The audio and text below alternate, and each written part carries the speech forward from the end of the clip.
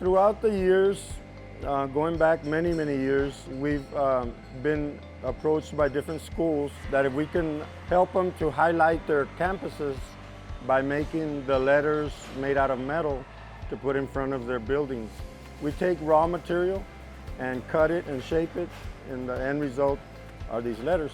We did the BL Garza ones, the B and the L, and I'm actually an alumni from BL, so that was really cool to see them in action, see them put there, and it was really neat. As a kid, when I was in BL, I would look at those letters all the time, and we take pictures by them, we play games on them and stuff like that, and so I really hope that can transfer on to the next generation, so that the kids can see those letters and do the same thing and possibly go into a welding career themselves.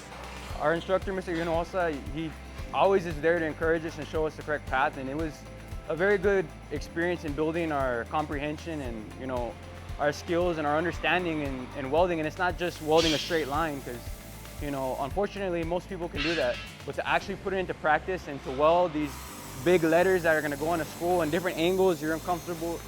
It was something that was definitely a learning experience that, as my portfolio as a welder, definitely strengthens me.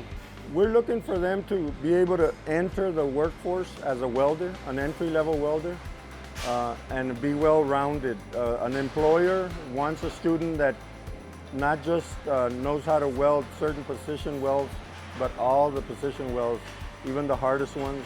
Usually, like I said, we're welding in a line or we're doing certifications, and this is something out of the box.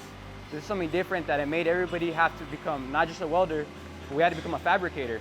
So we had to design the building, we had to figure it out, we had to get the angles, and it was something that really set us away from being a hand and more toward an active participant in the project. And I really like that.